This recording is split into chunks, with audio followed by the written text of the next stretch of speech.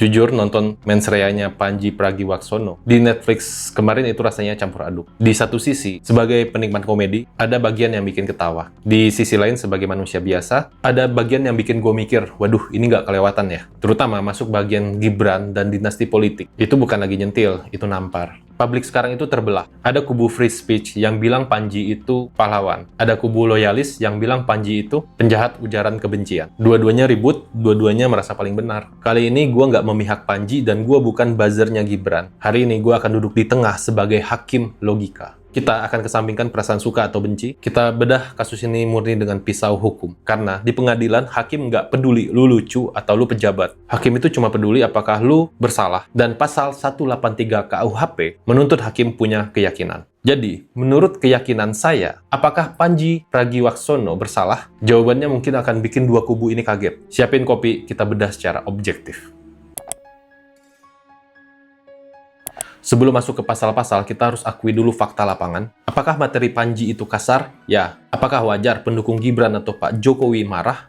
Ya, sangat wajar. Dalam etika sopan santun timur, menunjuk hidung pejabat atau mengolok-olok keluarga orang itu tabu. Kalau kita bicara soal etika dan sanksi sosial, Pandji mungkin sudah kalah. Dia kehilangan respek dari sebagian masyarakat. Itu konsekuensi yang harus dia terima. Tapi, penjara bukan untuk menghukum orang yang tidak sopan. Penjara itu tempat penjahat. Disinilah kita harus memisahkan antara sakit hati dan tindak pidana.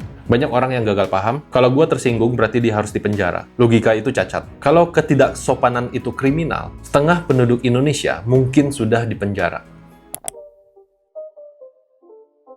Masuk ke ranah hukum, judul show-nya Mens Rea atau niat jahat. Untuk memenjarakan orang, jaksa harus membuktikan Pandji punya niat menghancurkan, bukan sekedar melucu. Ini analogi netralnya. Dokter bedah membelah perut pasien. Sakit? Iya. Berdarah? Iya. Lalu ada preman menusuk perut korban. Sakit? Iya. Berdarah? Iya. Perbuatannya sama. Rasa sakitnya sama. Tapi dokter bebas, preman dipenjara. Kenapa? Karena dokter punya niat memperbaiki atau dolus bonus. Preman punya niat merusak atau dolus malus. Nah, hakim akan melihat Pandji, apakah dia hate speech, seperti mengajak orang melakukan kekerasan atau membenci, atau niat dia satir, kritik sosial lewat tawa. Secara objektif, materi stand-up komedi diakui di seluruh dunia sebagai ekspresi seni. Jadi sesakit apapun jokesnya, selama niatnya seni, unsur pidananya lemah. Ini bukan pembelaan buat Pandji, tapi ini fakta hukumnya.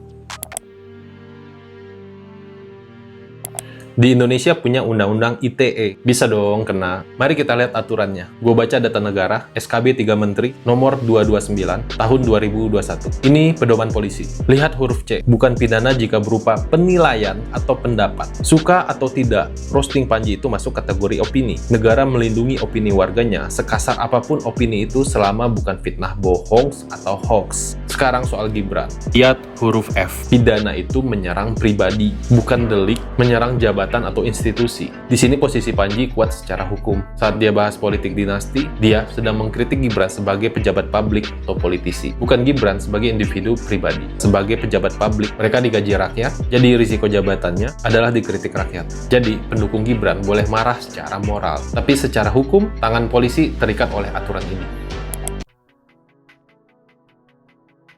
Lantas, apakah ini berarti komedian boleh ngomong apa aja sesuka jidat? Nggak juga. Kebebasan berpendapat dalam Undang-Undang Dasar 1945, Pasal 28E, itu bukan kebebasan absolut. Ingat pada Pasal 28J, kita wajib tunduk pada pembatasan undang-undang.